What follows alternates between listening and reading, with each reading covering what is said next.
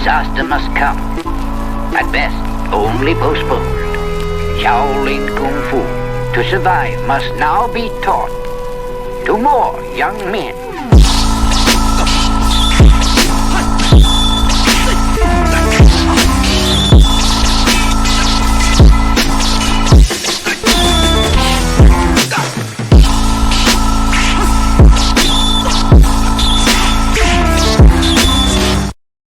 Welcome once again to another episode of Fists, Kicks, and Flicks, the podcast about martial arts, movies, and life. I am one of your hosts, Eugene Plowden, and with me, as always, my podcast partner, Joe Hartley. What's up, man? What's going on? If this is your first time with us, I want you to know we are members of the Martial Arts Center Network.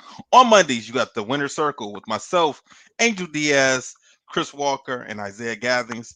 Tuesdays is the Inside Scoop with Alex and Jeff. Wednesdays is the Traditional Way with Brett Shumway. Thursdays is Fists, Kicks, and Flicks with Gene, Joe, and Angel. For more information, you can check us out on all of our social media platforms. Just look for the Martial Arts Center Network on Facebook, Twitter, Instagram, YouTube, and Patreon. Joe, it's showtime. What's up, man? What's going on, man? You had a busy weekend. I did. Great Lakes Pro-Am was running, and that's the one tournament. Like, I try to make it to a couple of tournaments, but I work the weekends. Mm-hmm. So I try to take off. I can help your uncle out if he needs it. I can see some people I ain't seen in a while, and it's just the one time I can get around some martial arts. I need that in my life. So for me, like, it's just something I really enjoy, even though it's hot and it's loud and I love it. It's enjoyable to me. So I got to make it out there Saturday and Sunday this time.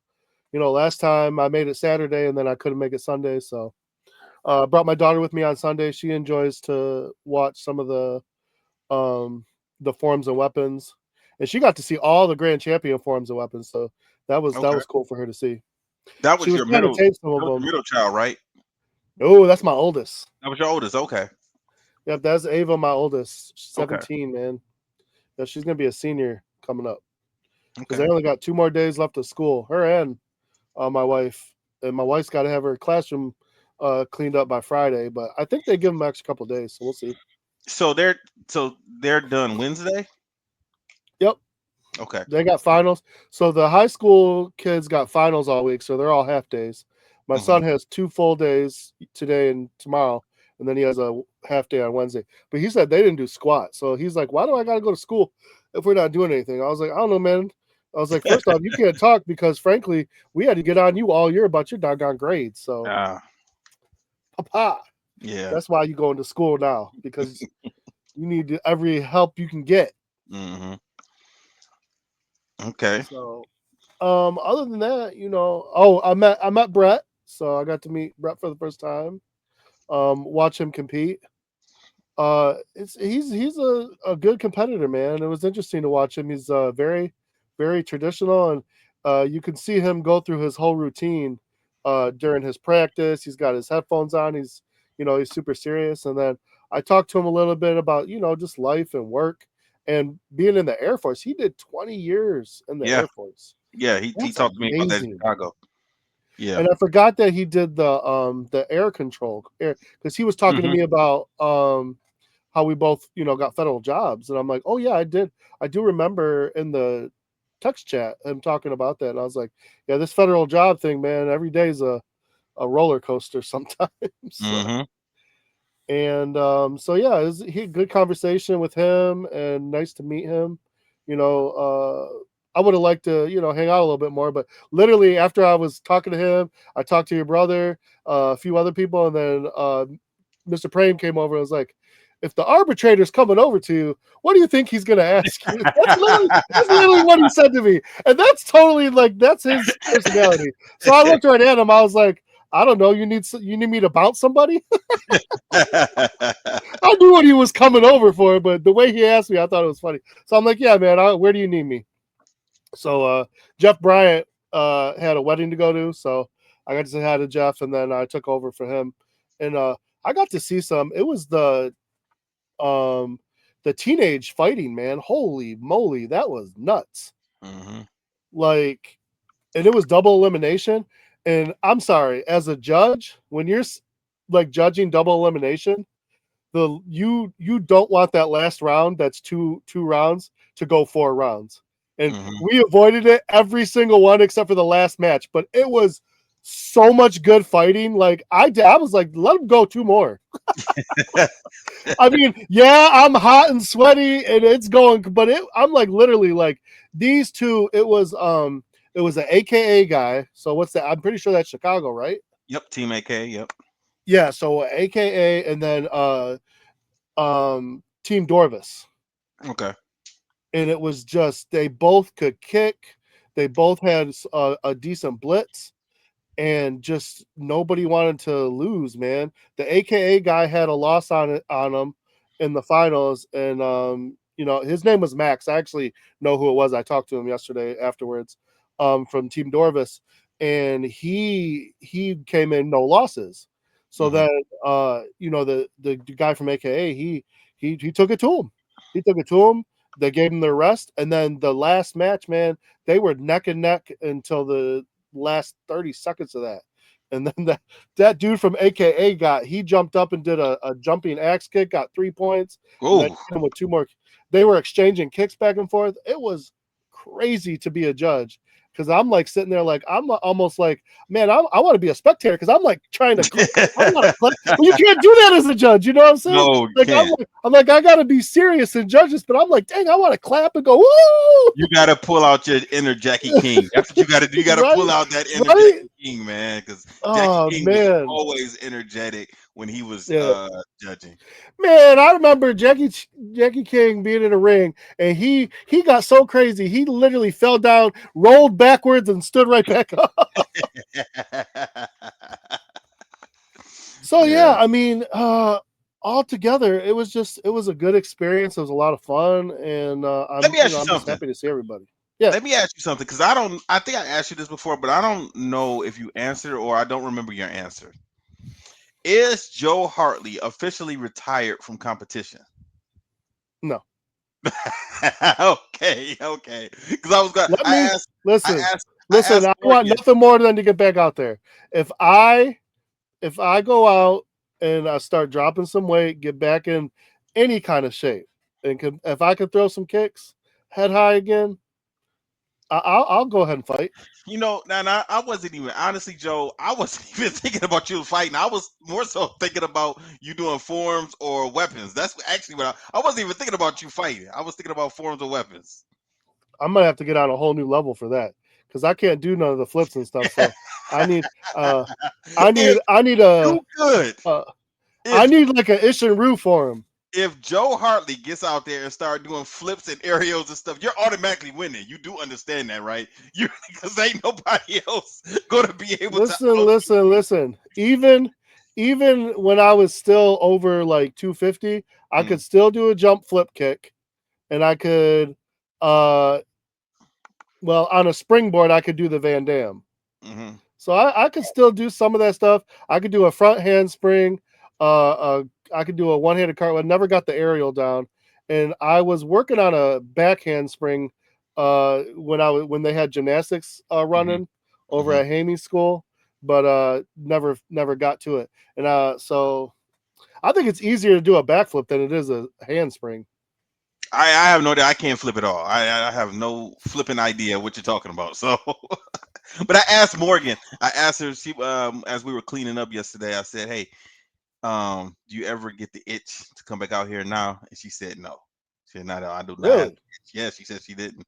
So that's cool because I don't. It has never creeped back into my head to compete again or to fight again or anything. I just don't have that in me. I think I got all of it out 25 years ago. You know, the funny thing is, so yesterday it was the tournament's over. So we're cleaning up and talking and stuff. So it was me, Pete Davenport, Willie Hicks, Jamon Wiggins, and Bernard Frost. So all of us are just standing around talking, right? And Pete says, well, we all have injuries and things nowadays that's preventing us from doing X, Y, and Z. Shoulder, elbow, knee, whatever. And I raised my hand. And I was like, "Not me. I don't have, I don't have not me." He thought I was lying, but I swear to God, I don't have any injuries from karate at all. None. Like ankles. I had physical therapy last year, but I twisted my ankle from work. So Yep. my ankle had got injured. But I told him, I said, "Listen, I stopped fighting 25 years ago, and you guys have been competing this whole time. I stopped fighting.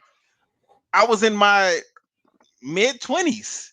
I was like 24 when I stopped the last time I competed. So I don't have any injury. Sparring, fighting in the school. I was still fighting at my uncle's school or whatever, but I didn't get any injuries there. So relatively, like I'm okay. Like I don't, even with jujitsu as of now, I don't have any issues. So no, That's and then good though. Pete was like, "Show me, jump up and down." I was like, "All right, fine, I can jump." Fine, I jumped up and down. He was like, "Stand on the bleachers and jump off the bleachers." I was like, "Dude, I can do it. It's not an issue," and I did it. I jumped off the bleachers. I'm like, "See, landed." He's like, "You sure?" I was like, "I'm good, Pete. No ankle injuries, no knees, no nothing, no hip problems. I got no injuries right now that I'm nursing or anything. So he looked like he didn't believe me when I told him, but I told him, I was like, "I swear, I'm not lying at all. So That's how Pete is, man. yeah, He needs to see the proof. So yeah, yeah, he does. Yeah, he does. So man, it was a good weekend, man. It was a good weekend, like you said, man. We had 8 kids compete. 4 of them placed, and I was happy with, man. And you even got a chance to help me out, coach. I had been calling you for a while. I was oh, for screaming. real? I was Listen, man, I was just taking it all in. That's funny. why do you think everybody that was around that ring when I'm screaming at you is looking at you? Yeah. Yeah, well, someone Yeah. finally hit me and said, "Hey, talking to you." I'm like, "Oh, my bad." Yeah, I had to dig down deep and do that inner Plowden yell, when we can talk some long distances. So you were able to help me out with Allison. Man, that's one thing, man. Allison's still young. She's still a little kid, man. She's still 7 years old, so she's still. But Yeah, she got Allison, plenty of time. She got plenty of time. yeah, Allison right now, I think she just. I think she just wants to be, how some kids just want to just sit around and not do anything sometimes. I think that's what her issue is, because last year she didn't lose last year at all. Yeah, I could see. She went through her whole division, even this year, but this year has been different with her. And I don't know what the issue is. And I told her, I was like, she refuses to use her hands. She just likes to kick, kick, kick. And when she does try and use her hands, she's hitting parts of the body that you don't supposed to hit. Yeah. Put the back fist in the back or back fist to the shoulder, punch straight. I know she's eventually going to get it. It's just going to be one of those things where I'm just going to have to deal with, trying to pull her along for the next couple months or a year or so, until she finally, gets it together. And then it always happens. As long as kids stay in the activity, sooner or later, the light bulb comes on and then they get it and then they'll be fine. So it's all good. I had to talk with my uncle and I asked him if I could start sending the teenagers over. So that's what's going to You happen. don't even have to ask that question. He's I just all want to make about sure. that. Yeah, I know, but I still want to make sure. I just still want to show up like we're like we're show enough and his crew. We're not just about to show up at my uncle's crew. Like we're here to fight. That's not going to happen. So he told me to let me know when I was going to start sending the teenagers over, and me, Willie, Jermon, and man, I'm blanking on my man name, Dwight. We were Dwight? standing out. Yeah, we were standing outside in the parking lot yesterday talking, and I told them that the kids. I was like, yeah, now it's time for me to send the teenagers to Mecca. They got to go to Mecca. They gotta go home. They got to get that good training. They got to get beat up in a while, because it's one thing to do good in the school, my school, and fight good, but now we got to go where competition at. We got to go where the black belts at and adults. Avery and Morgan got to spar my kids, my teenagers now, Yep. to help them get better. But you know what? It works because Yeah. that's where Greg and I we got beat up, but we Hmm. kept coming back, and then I would go back to my school, and like nobody could touch us, Hmm. and then in competition I was getting better, and really I was only losing to y'all.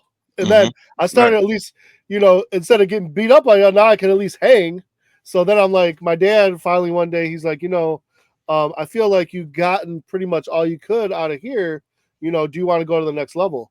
And really, to him, the only two schools, that were available was you guys or Dragon. Well, Hmm. I like forms of weapons, but not as much as I like sparring. So for me, it was a no brainer. I said, Hmm. oh, I'm going to Plowden's. I don't care if I got to drop myself. I told my dad that. I was like, I'm going to Plowden's. I want to go there. I want to learn. I don't care if I got to keep getting beat up. Hmm. So And that's I want to fight. and that's what I was explaining to Dwight too. Willie and Jermon knew this, but there was always a trickle down effect. Willie and Jermon, they got beat up as kids. Not me, but they got beat up by Travis and Peter and Dewan and that group of kids. They got knocked around by me and Ski and James Garnett and everybody that was around our age. And then we got beat up by my uncle and Mr. Allison and Anthony Price and Jeff Gears. That's who, you know, it trickles down. So my students now, they got to go through the same thing. They got to go to the school Yeah, and they got to fight Dwight on Fridays. They got to fight Avery. They got to fight Morgan, and Mina it's and everybody that's over it's at a rite of Information School. passage, and it's Yeah, worth it. That's yeah, worth and it. it's definitely gonna make them better, especially if this is an activity that you're doing. Because Ryan definitely has a lot of potential, and Nyla, that both of them definitely have a lot of potential. Jenna, she has a lot of potential, but they're only going to get so good fighting each other and fighting me every now and then. So they're going to have to go and get that regular training all the time on Friday. So I'm gonna have a Hmm. talk with them and their parents tomorrow and let them know. So and honestly, some of them have already asked to go over there anyway. So it's not going to be an Perfect. issue. And even little Perfect. Kevin, little Kevin, he's going to get better, get his timing together and everything. But talking with Willie, man, I didn't realize I had Willie with me so much when I was in my 20s because Willie was bringing things up. Like I forgot I used to have Willie in the studios with me when he was a little kid. That doesn't shock me. That I doesn't forgot all shock me. about that. I used to have Willie with me all the time in the back seat. Just go by his mom's house, pick him up, and scoop him up, and like, come on, man, you coming with me today? So I forgot all about that, man. And of course, I remember back in 2009 when I had him teaching for me. So yeah, man, me and Willie got a lot of history, a lot of history. He brought up some memories while we are talking. So it was a good time, man, good time. And that's one No, another thing. This weekend is always like a homecoming for everyone. My uncle probably yes. he probably needs to start having a picnic or something on Sundays right after the event or something You like know that. what? I bet you if we all just get together and talk about it and put it together, he'd probably do that. Yeah, yeah, you know, definitely, because Sunday night, Kick I mean up his Sunday feet afternoon. afterwards. Kick up his feet because I'm sure like Oh, that whole they're week tired. leading up, that whole week leading up to this tournament, probably like he's probably super like, man, let's get to this, let's do it, and then he gets to unwind and stuff afterwards. Yeah, I mean Avery and Morgan and Susan, they were telling me that they were dead tired. I bet Yesterday afternoon, so they it's a were dead long tired. So it's a long few days. yeah, and busy, just not long, but busy also. They're constantly moving and constantly doing stuff, man. So and then Trav had a nice 10-hour drive yesterday. He drove back to Atlanta yesterday. Okay. Yeah, so he left at about maybe about 12:15 or so, 12:15, 12:20, something like that. He had back and said he said he was going to get back to Atlanta about 10 o'clock. So, and he did. He texted us and let us know he had made it back.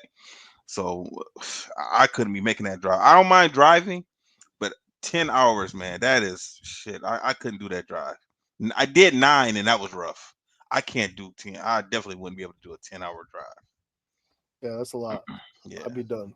Yeah, I'm supposed to be going. Me and Melissa, we going to New York this summer, and then New York is 10 hours away from Detroit. But I'm stopping. I'm stopping in Pittsburgh. We're gonna spend the night in Pittsburgh. That's a 5-hour drive. That's halfway there.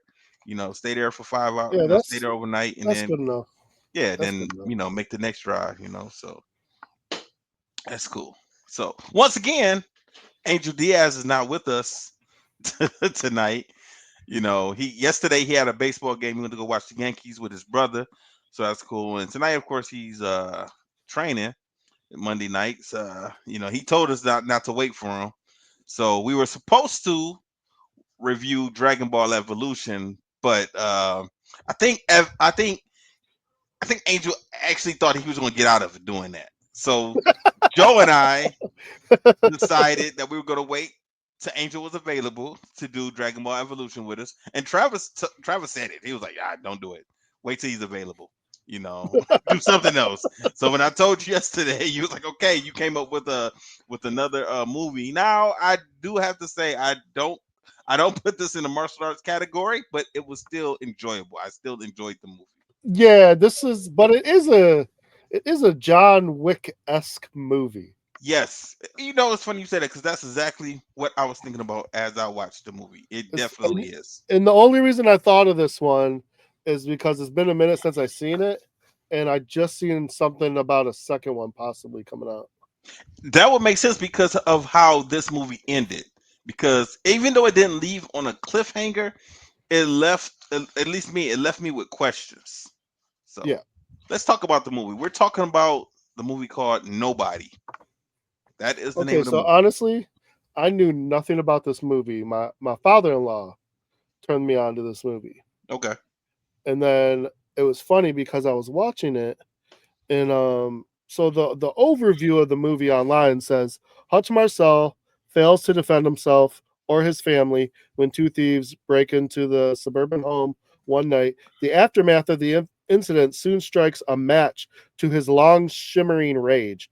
In a barrage of fists, gunfire, and squealing tires, Hutch must now save his wife and son from a dangerous adversary and ensure that he will never be underestimated again.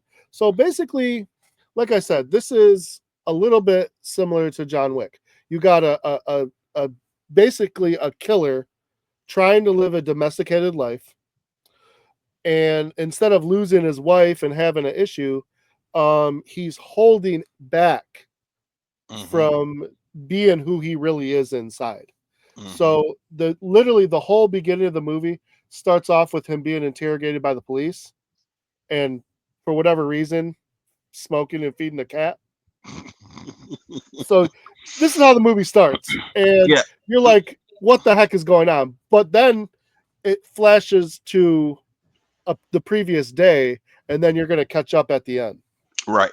Now let me ask you this. So we see that as this progresses, as the movie progresses, he shows that he has an FBI badge, Yeah. right? And somebody says, "Oh, that FBI badge is 20 years expired." Do you think he was really an FBI?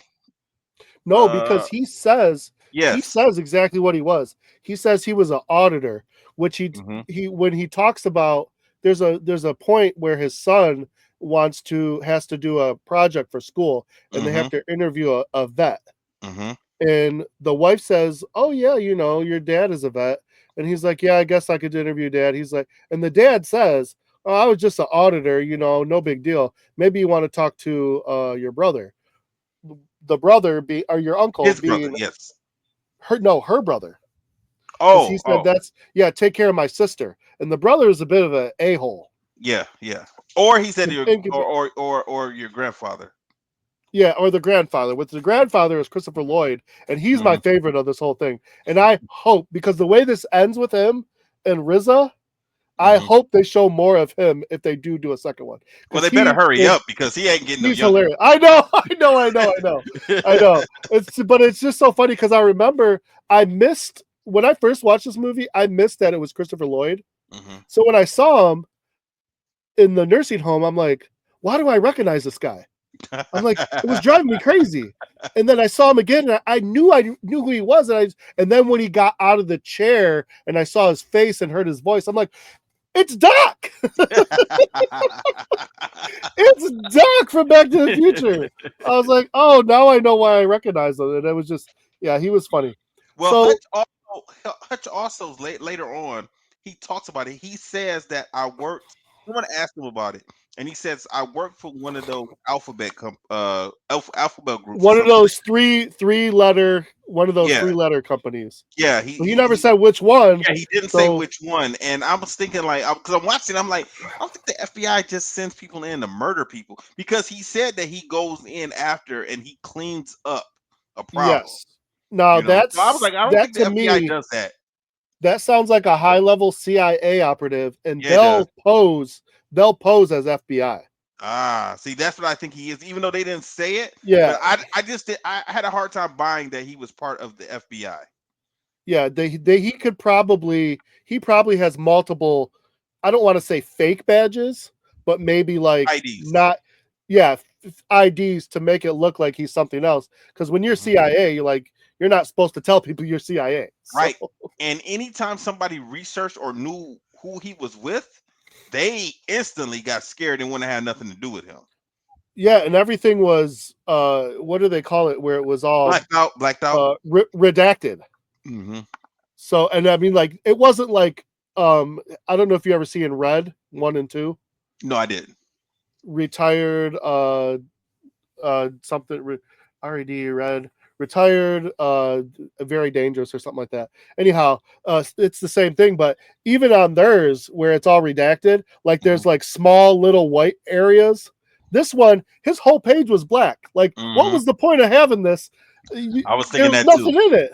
Yeah, I It was gave thinking you that too. nothing. It was all black. It just had his picture. Hmm. But So yeah, go ahead. it's showing a guy who's living a domesticated life, and he's just his same routine every day. He gets up, he has the coffee. The craziest thing at the beginning of this, the way his wife and him sleep next to each other is 2 body pillows in Hmm. between them, like a Hmm. wall. Hmm. And so, like, obviously, there's something going on in this relationship.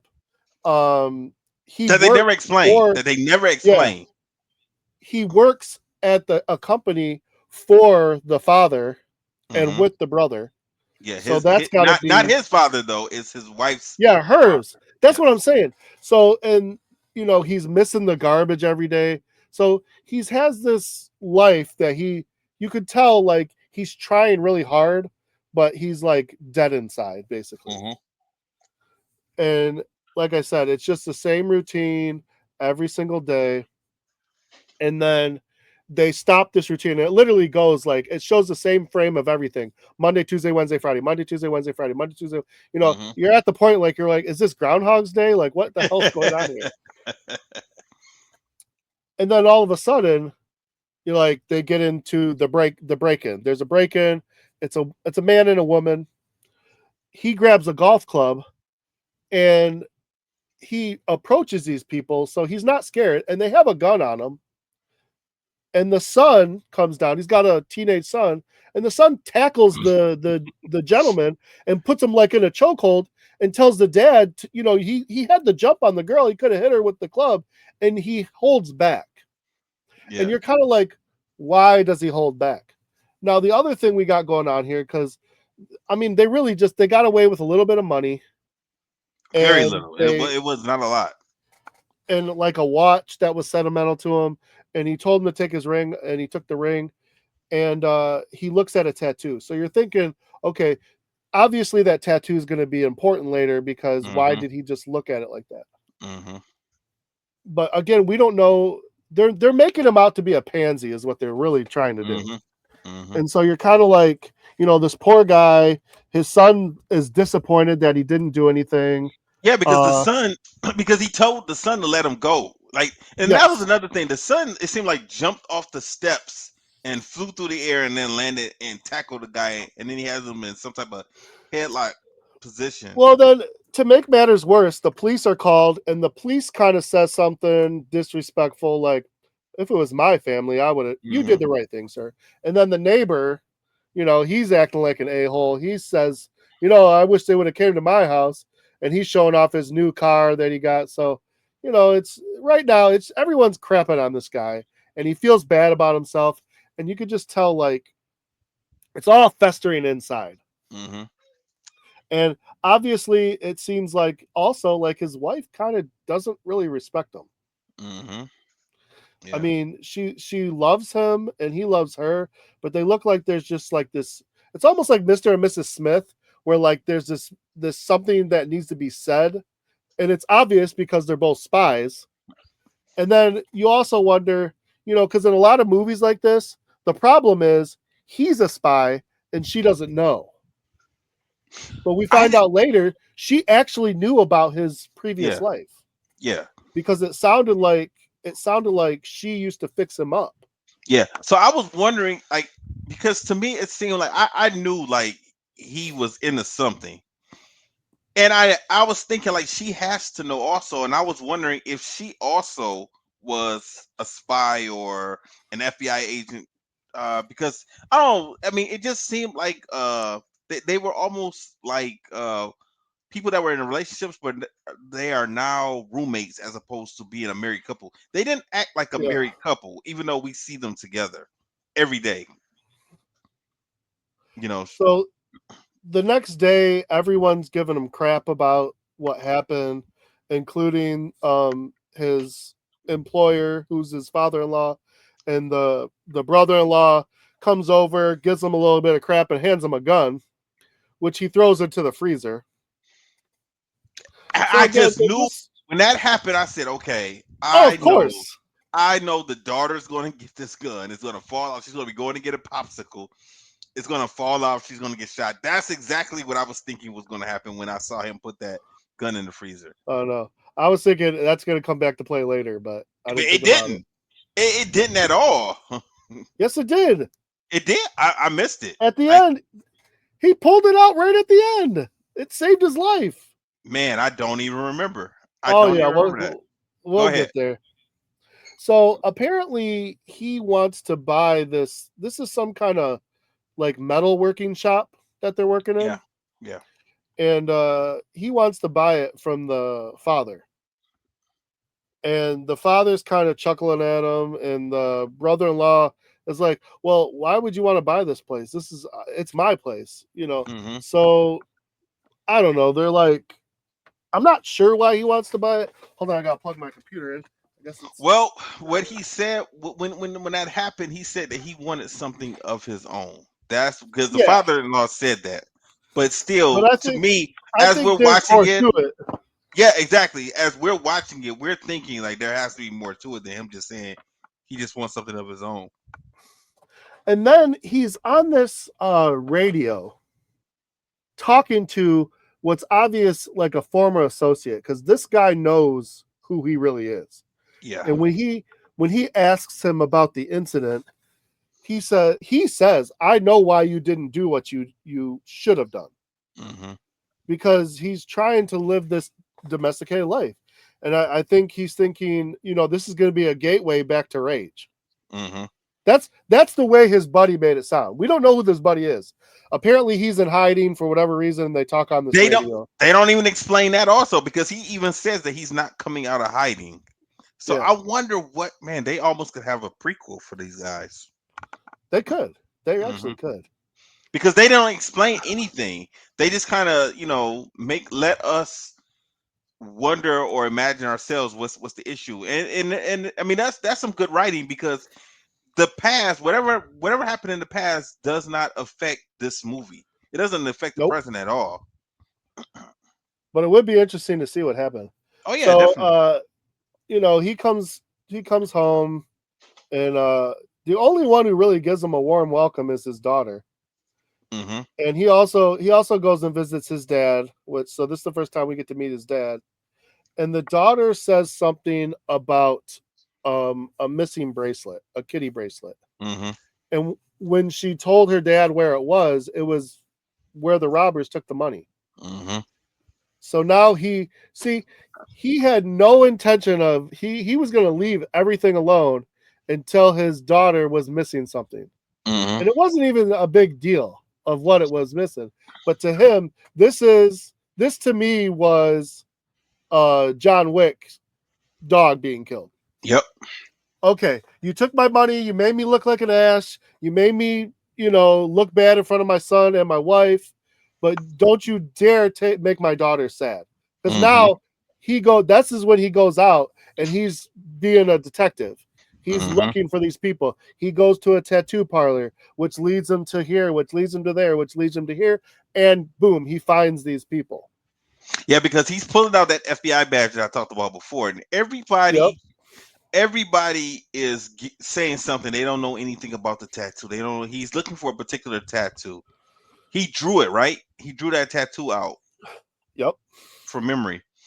And then he goes to one tattoo place, and there's a guy that must have been a customer or something. He says, "Well, that's that ID," and he barely looked at it, but he knew that it was an expired FBI ID.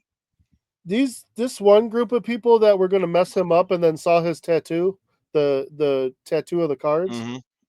Did you catch that? Yeah, I did. Yeah. I wonder what that was about. Yeah, exactly. That's what I'm talking about. Because the Because man, that was the same. yeah, This is the same scene. yeah, Because that guy was going to mess him up, and then he yeah, saw that tattoo and left him alone. yeah, he was like, okay. He got up. He walked outside. He closed the door. He locked the door. He wasn't the owner, but he still locked the door from the inside. And then he came back and Yeah, looked. I'm And curious about that. yeah. But once again, that's some good writing because it does not. It didn't. It just made us more intrigued as to who he was and his past, and they never explained anything. But it didn't No, take not at away from all. it didn't take away from this particular movie. Still, So when he shows up at these people's house, it's a Spanish speaking couple. He demands right away all the stuff they took. And he told them I was gonna leave it alone, but you took the stuff from my daughter. And they don't know what he's talking about. Like they give him everything back that they could. And he was gonna kill these people until he realized they had a baby. A mm-hmm, baby that looked like, that he had something going on. And he mm-hmm, walked away and he was pissed. He starts punching the wall, and now you start to see this rage uh come out of him, and so now mm-hmm, you're more intrigued. And then he gets on a bus, and this is where things get interesting, because he has, throughout the movie, every once in a while he has this like inner monologue that comes out, mm-hmm, and this is where it all takes a turn. He's always surveying the area, and for whatever reason, right next to this bus, a car crashes. So I don't know if these guys are partying. I don't know what the heck. yeah, they It's were, kind of weird. yeah, They just crash, get mm-hmm, out of the car, and that's when his inner monologue comes in. Is basically like, do you ever have one of those days where you see something and you hope that it happens the way you want? Like, he's basically saying, I hope these dumb idiots get on this bus. yeah, because I've had situations like that and I'm like, oh man, I hope these guys don't approach me or come anywhere near me because once they got But out the car, they he were had the amber. opposite. He had the Yes, opposite effect. yes, Because yes, he did. he's He wanted them to get on the bus because he was already upset about not finding the bracelet because he didn't find his daughter's bracelet with those people. Yeah, and he didn't need to mess those people up. He wanted to kill those people, and he didn't. Yeah, Thank God. But he also felt bad now because they right. were. And he said to his buddy that they felt desperate, and they didn't even have a loaded gun. The gun they had wasn't even loaded. Yeah, yeah, and he knew So that. then That's why he he didn't take them yeah out. he learned why they were desperate, because they had a child that they needed to take care of. Hmm. So they needed that money. So anyhow, this was just a way to him cap off his bad day and release some of his rage. So when he gets on this But this bus, takes us to the rest of the movie. This situation, if yes, this situation doesn't happen, we have a short movie. well, that's everything leads to everything.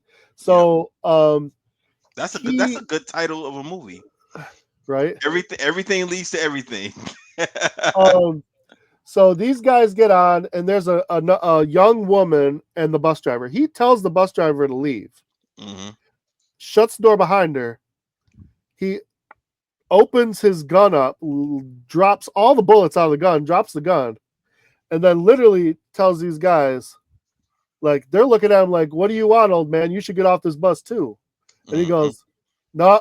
And he literally looks them all dead in the face and goes, "I'm gonna F you all up." Hmm. And they start laughing. Now, we don't know who these people are, but you can like sort of tell they're foreign, possibly Russian, somewhere along the lines of that. And we do find out later they are Russian. Now these people, for the people that's listening, these guys don't just get on the bus just causing havoc.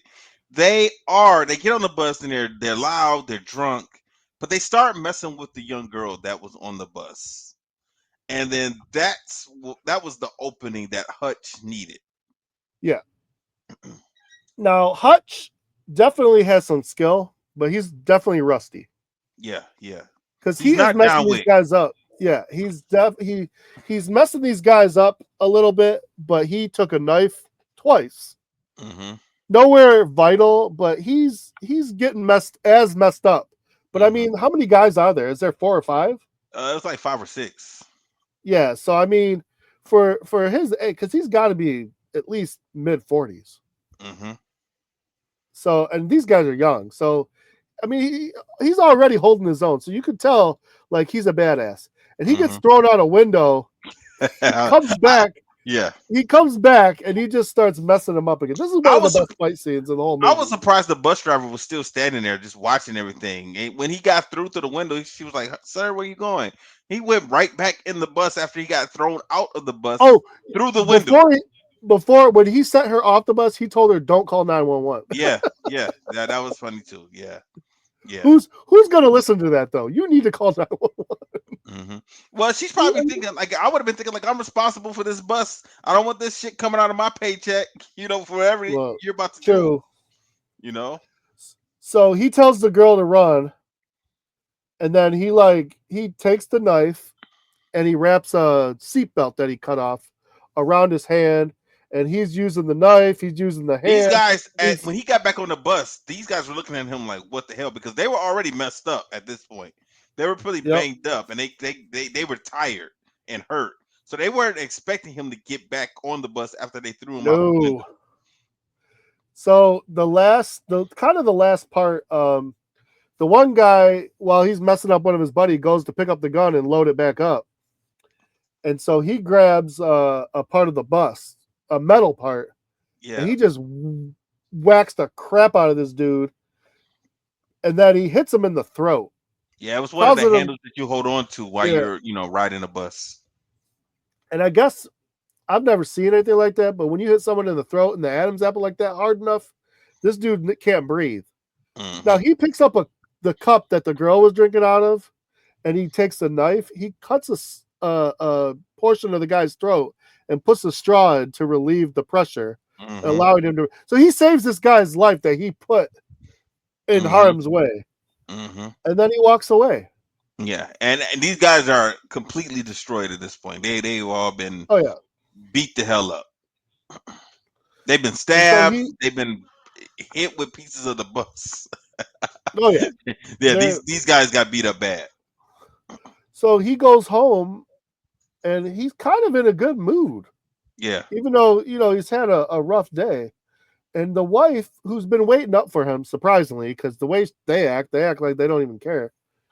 And she looks at him and she knows, like, this is the part where we know she knew what he used to do. And she was a little shocked that he did it recently.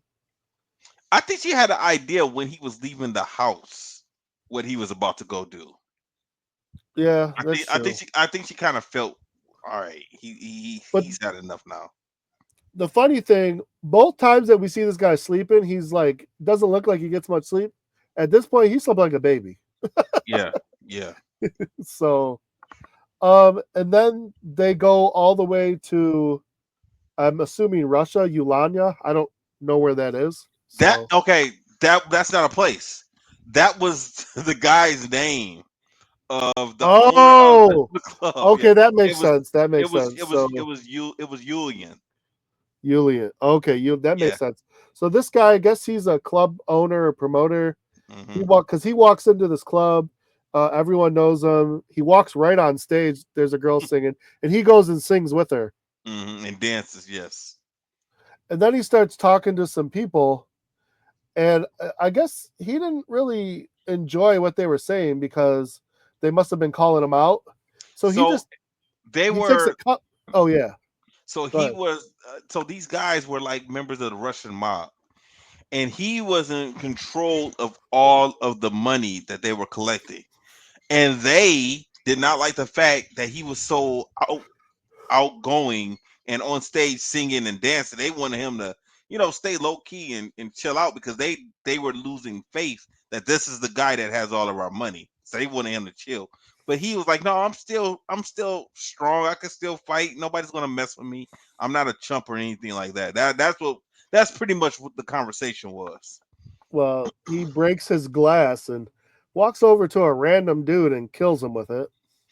Yeah, that guy was also a member of the Russian mob. Also, he owned a percentage of their business. What And do the they reason he call it? did that, The USAC. OSAC or something like that. Yeah, But the the reason he OSAC. did that because that guy gave him a dirty look when he walked in the club, and he just kind of walked by him. So he already had his target. He gets a phone call and then he leaves, and then we see him in the hospital. And so apparently, one of the guys that he messed up pretty bad was this guy's brother. Yes, that Hutch So, messed up on the bus. so at that point, this is where this is going, because, like we said, the chain reaction of the break-in to the attack on the bus, and now, just like John Wick, he's going to have a whole bunch of killers after him. Yep. So, and this guy's crazy. I mean, he goes against his own henchmen who are supposed to be taking care of the brother, takes a chair and starts beating the crap out. They're in hospital beds. Yeah, there. Yeah, that was pretty funny. And then the funnier thing is, the one guy says, "Please don't be mad at me," which, don't ever say that to someone who's crazy, because they're going to be mad. He says, "But you don't even like your brother." Right. He goes, Right. but this dude, he had the best answer. He goes, okay. He's like, that's fine. That's beside the point. Blood is still blood. So yeah, it was interesting. So Hutch gets a call at home, and it's his friend again, and his friend is saying, "Did you have fun? Yeah, you have a good time? He Get it knows all out?" everything. He knows everything. And he goes, "Well," he's like, "Guess what? You pissed off some Russian gangsters. Now you need to go talk to the barber, who obviously isn't a real barber. He's obviously someone connected." And he kind of blows him off at first, but eventually his curiosity gets the best of him, and his buddy keeps texting him to go see the barber. So he does. He goes to the barber, who is at a barber shop, and the barber tells him exactly who's coming after him. And it's not good. He basically says he's a psychopath with the resources to do whatever he wants, and he tells them about the OSAC. And so he's basically saying, like, you better get your affairs in order, because this guy's coming at you, and he's crazy. Oh, this guy is also Yulani. He's also a big art dealer. On top of the whatever. So the funny thing is, the way he finds Hutch is with his subway or bus pass or whatever it is. Yeah, his Metro Pass. Metro Pass. For the bus. Yeah, he dropped it, and when he was fighting these guys on the bus. So when he's got a girl that gets all the information for him, she can't find nothing special about Hutch with that.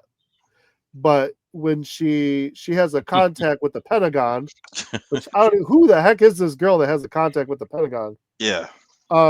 He has to go and get a hard copy. He can't even find anything in his database about Hutch. Nope. And then, like we said earlier, when he goes into like a basement, into like a vault, and finds the file. But like we said, the file was completely redacted. To the point where this guy tells her, "Yeah, don't call me. Yeah. Leave me alone." And then she quits on the spot from Yolani.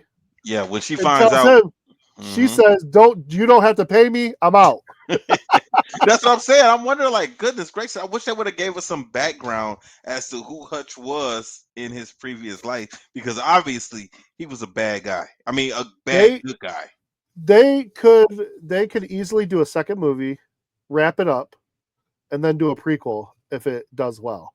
Yeah, So but even if they if the second movie does well, I would want the prequel to be a TV show on Peacock or something yeah, like that. You know, that'd be because then good.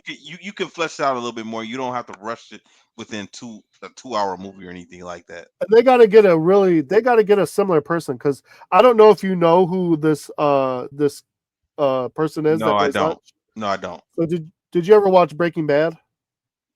No, I didn't. I know what it is, Okay, but I never so saw it.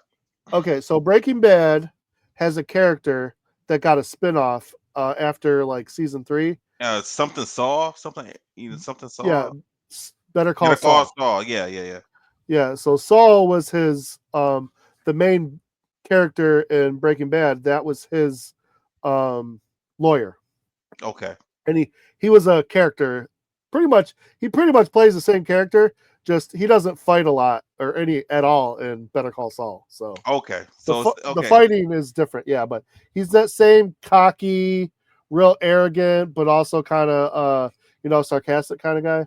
Mm-hmm. So Hutch is having dinner at his house. He's kind of feeling himself now that he's back in business. The family's starting to respect him a little more, and he notices some cars rolling up on his family's house.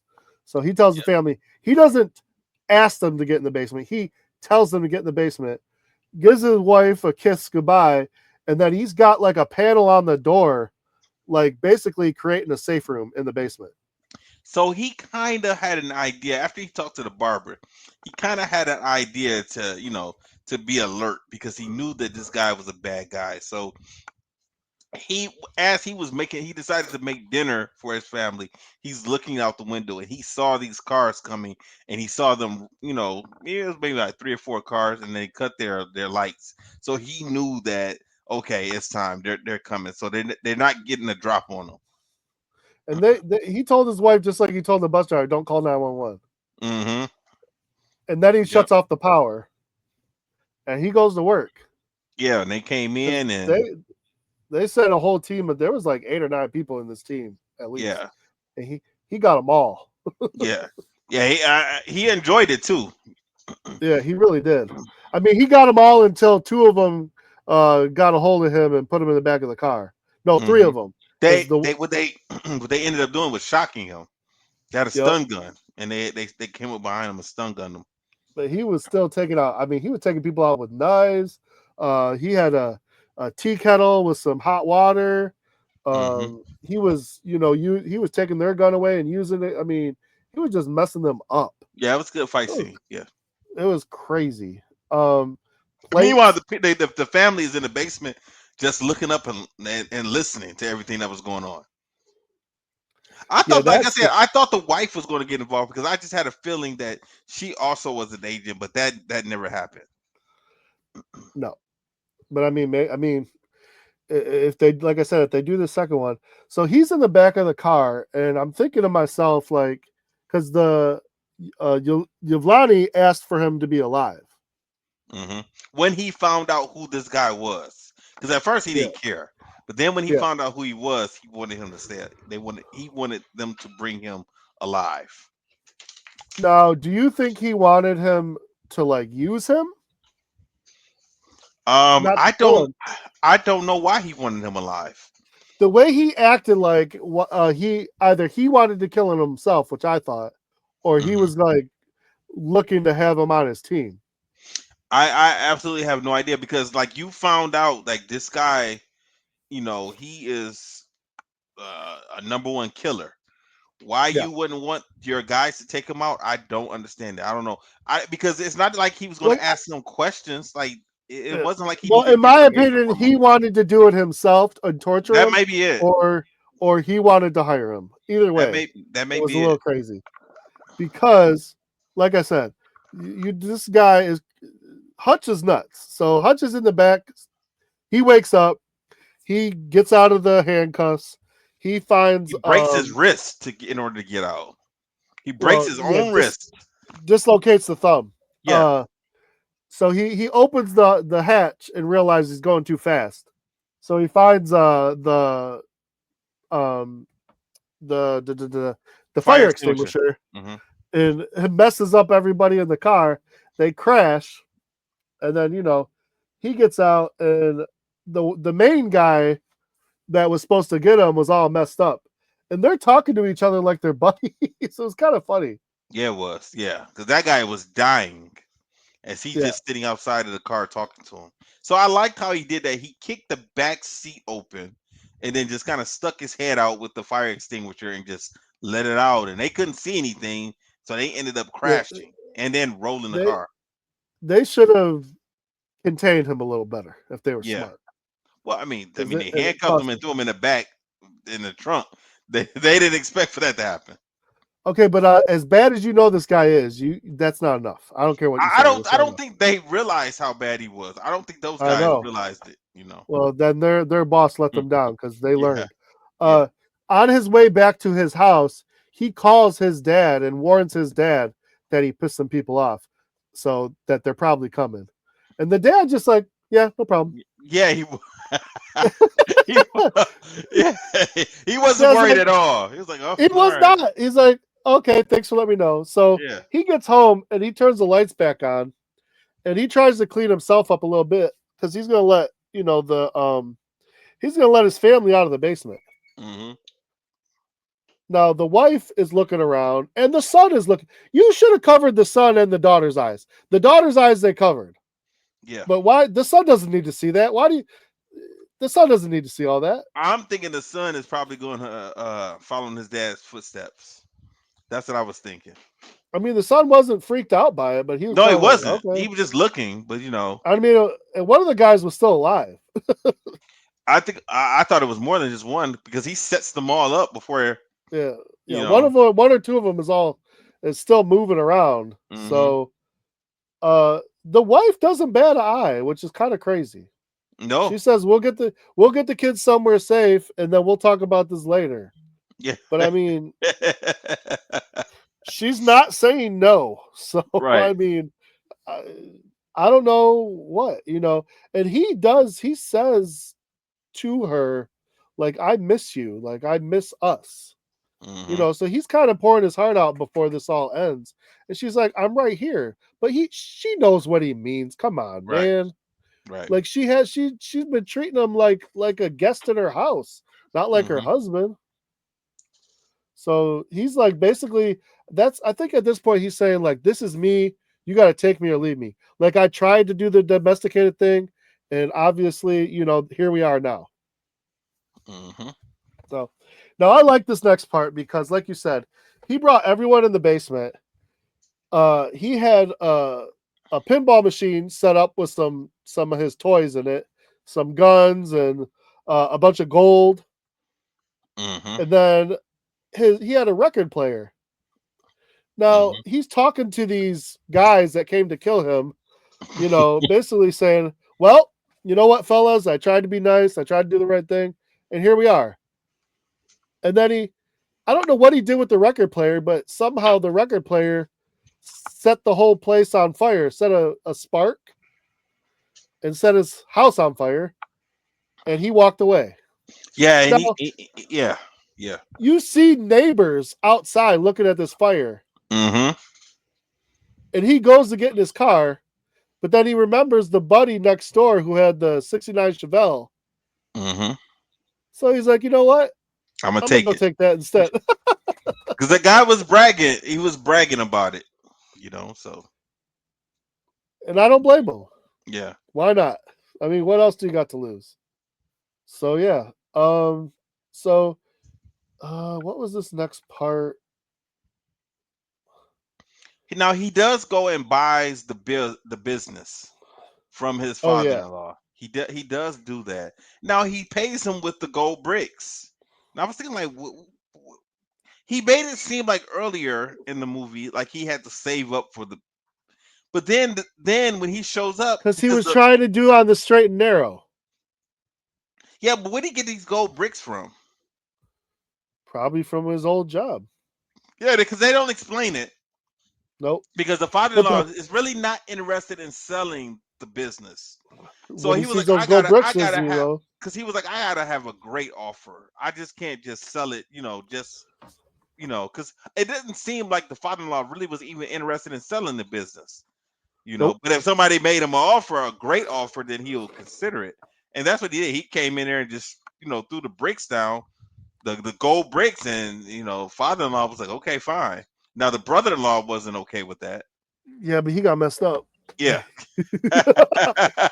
he learned real quick that his brother-in-law is not the punk that he thought he was. Right. Yeah, exactly. I like that part. Yeah. We see the part next where two guys try to get the drop on the grandpa. Yeah. or the father. Yeah, that was pretty funny. Yeah, he messes him up. He wakes up out of nowhere. He stops the one guy from shooting him with the gun. He busts that guy with a shotgun, busts the other guy with the shotgun, and then the orderly comes running. Yeah. Now, apparently he's always watching these TV shows real loud, and the orderly tells him to turn it down. And Western. He's watching Westerns. Yeah. He's turning it down while he has this guy by the mouth and nose killing him. Mm-hmm. Just suffocating him. Yeah, just out of the reach of the vision of the orderly. Mm-hmm. Yeah. So he didn't see anything. He heard the gunshots, but he just assumed it was a TV show because the TV was out. But he blew that first guy away. Like that guy went flying back. Like he had that rifle on him and just blew him away. How did he get away? That's the crazy part. I mean, he just walked out of there after that? Yeah, I think he just walked out. Like I don't think with nursing homes you do got to get signed out. Yeah, he didn't look like I don't think anybody was gonna mess with him though. No, I don't think so. That orderly would have been like, "Where are you going, Mr. So and So?" He'd be like, "I'm getting the F out of here." Obviously, like he has some skills, and we already heard that he was in the military. Now we don't know what branch or what he did, but obviously, like I'm thinking, like he might have been a Navy SEAL or something. Oh yeah. Yeah. So Hutch is, I thought this business was something that he wanted. But now I think the reason that he took the gold to buy the business, it looks like he needed this business now because he started setting up traps and making some trinkets and some toys. Home Alone style. Obviously, yeah, totally Home Alone style. Because I didn't know what he was doing at that point until he did it at the end. Because that was his idea, was to draw these people to a place where he could mess them up, basically, and that was the place he chose. So he went right to the OSAC and burned it all down, the paintings and all. Yeah, he had all of these Russian mob guys' money, and I was thinking, like, why is this money just out in the open like this? And he burned it. Because they probably don't think anyone's stupid enough to mess with it. I would have took some of it. Right? I'm saying, like, you're burning this money. I would have took it. He put gas in the sprinkler system. Yeah. Started up the sprinkler system and then lit it all on fire. Yeah. And that was it. And then this is my favorite because he goes to this guy's club, sits at the table and is watching him sing on stage. Yeah. He's just eating dinner. Yeah. He's just eating dinner, chilling. And the guy, I don't know, this guy shouldn't know who. Well, yeah, he's seen his picture. Never mind. He knows who he is. Yeah, he does. Plus, just the smug look on his face, you got to know exactly who he is. So he tells him, why shouldn't I just kill you right now? And he says, well, you can, go ahead. But, and he pulls the napkin away and he has like a live mine. Yeah. I'm pretty sure that's like a bomb. Yeah, some kind of mine or bomb with some kind of hair trigger. So I guess he's like, okay, we can both die, or you can listen to what I gotta say. And he explains to him, he's like, you know what? He said, I can understand you wanting to get revenge for your brother, but he's like, there's one thing you don't come after my family. He's like, that's all there is to it. So he's like, one of two things can happen. You can get out of town, or, you can be killed by your buddies because I took away all your money. Yeah, he let him know. Like he knew that this guy actually wanted to kind of distance himself from the Russian mafia anyway, and he knew that about him. So Yep. he said, like, you can run away now, or you got to replace their money that I just burned up. And he didn't even get Uh-huh. it at first until he showed him a stack and said, "Look, I burnt it up," and it was kind of crispy. So then he Yep. knew what happened. But he didn't care. He went right after him.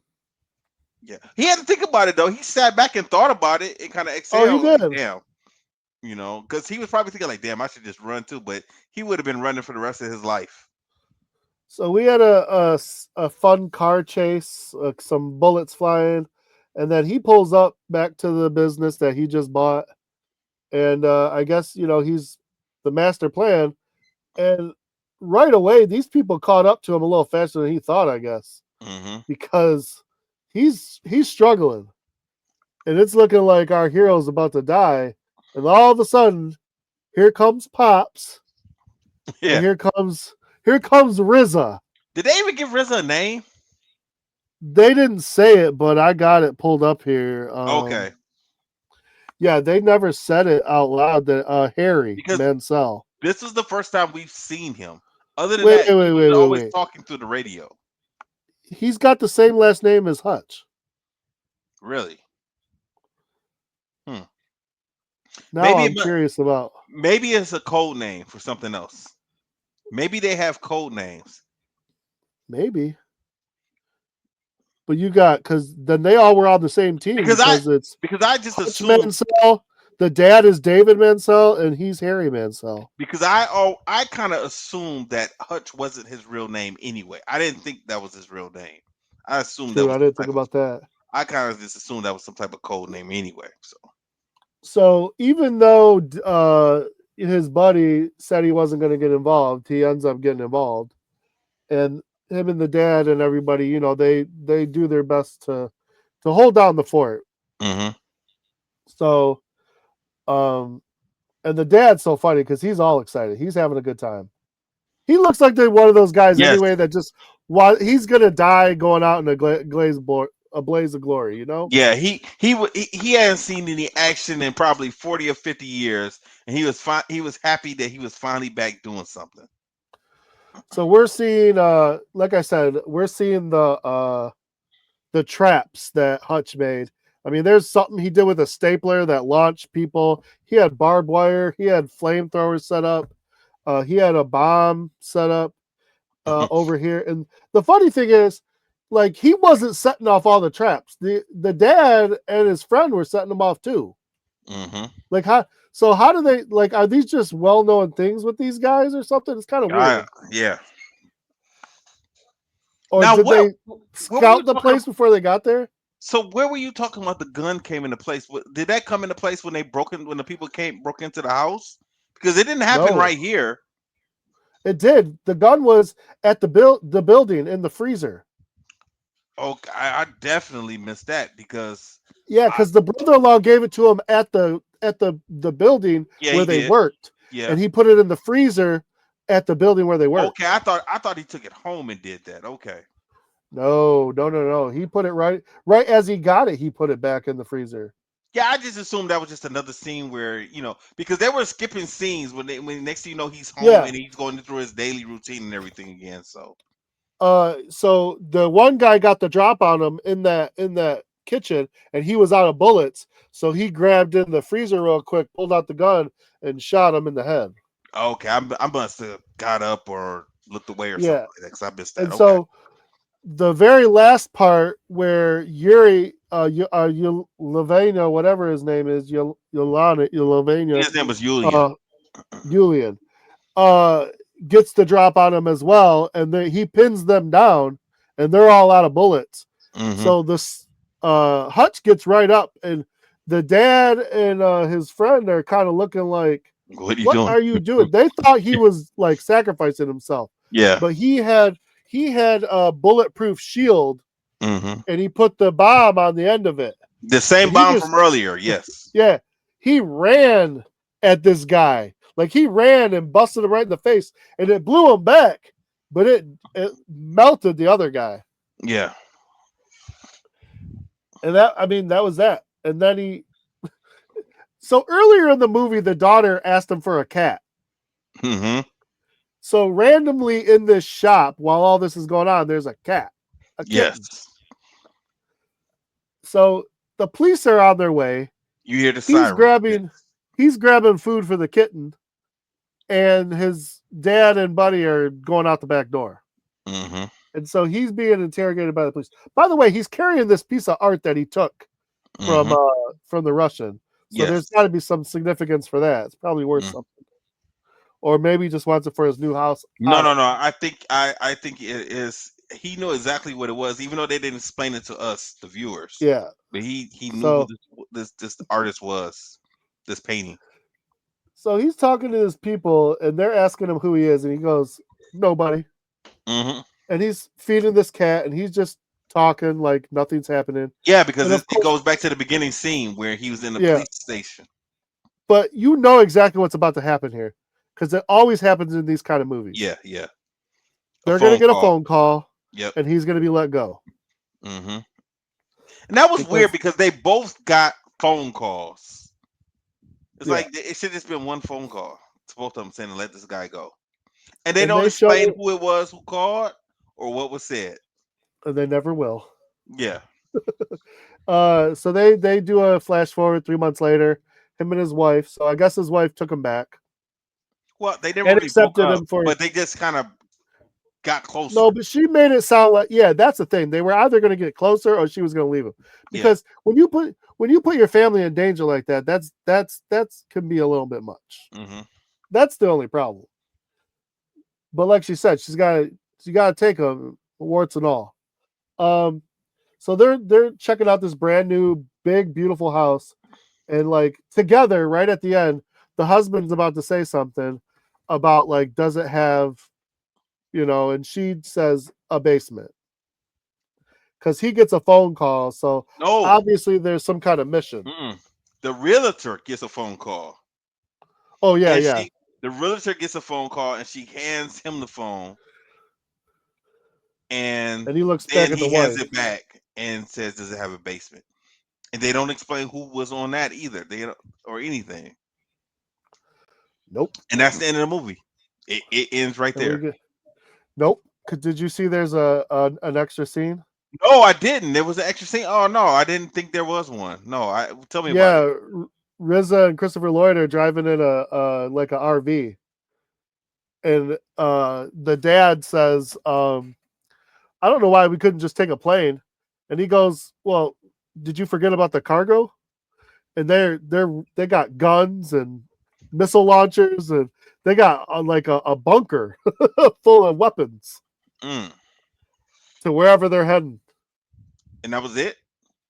Yeah. Oh wow. So I wonder if Christopher Lloyd's character is really Hutch's father, or is that like a cover? Did you ever see Black Widow, the Marvel movie Black Widow? Yeah. So Black Widow, her family was not really her family. It was, and to me, it seems like this is that same type of situation with Hutch and his dad and whoever RZA was to him. It seemed like that type of situation. Yeah, that'd be interesting. Like they were set up together through a company. Yeah. Or, a government agency or undercover ops or something like that. So, all right. So, Joe, what do you give Nobody? I'm giving it a solid A. I enjoyed it. It's a good, fun movie. It's the third time I've seen it. I'd watch it again. Okay. I also give it an A. I enjoyed it. I have no complaints. Even man, and that's weird for me because there's so much that they could have explained that they didn't explain, but it still had no effect on the movie. I still enjoyed the movie. It was still a good time, and man, no complaints at all, man. It was good. I enjoyed it. Yeah, I'll tell you what I'm hoping if they do a second one, like give us a little more information, but kind of. I think they definitely would do that because they didn't do it in this movie. But what happens with these movies like this? So this one was pretty good. It was mysterious and real good. But I feel like then they'll try to amp it up to another level. Yeah, you're right. Yeah. The movie's called Nobody, so keep him around that nobody character. Yeah. I like the mystery. I like the idea. Like, yeah, give us a little more of what's going on, explain some stuff, but don't try to have him jumping around on wires doing kung fu and Yeah. keep him just a regular badass dude and give us a few more good fights. Yeah. Yeah. I agree. All right. Maybe bring in like Dolph Lundgren or something. That wouldn't even surprise me. Like he was, and the way these type of movies go, he's going to be the brother of you again. One in revenge. But that's exactly what they did in John Wick. So don't do that. Don't do that. Don't do that. All right. So we both give it an A, man. No complaints. For our next movie, I said let's do. You said Bullet Train. You had that listed. Let's do Bullet Train. And we'll talk about the other movie later. But yeah, let's do Bullet Train next. Let's do Bullet Train. Have I'll you let seen Angel that one? know. No, I Have you haven't. seen that one? No. This I don't know that it's still a fighting. It's more of a fighting movie, but Okay. it's a fun, crazy movie. Is this Jackie Chan? No, this is it's Brad Pitt and a couple other people. Okay. All right. It's got some characters in it. It's an interesting movie. Okay. All right. So we'll do that. And then also I like to apologize because I did not get the Superflix episode up. I totally forgot. We recorded it last week. I forgot to get it up. So it will be up this week. We're going to talk about RoboCop. So if you like RoboCop, definitely give that a listen and see what we think about RoboCop. The first RoboCop. Sure. Yep. Anything else, Joe? No, man, I'm good. All right, cool. Everyone stay safe, stay strong. We'll holler at you next week, and I will play our music. Disaster must come. At best, only postponed. Shaolin Kung Fu, to survive, must now be taught to more young men.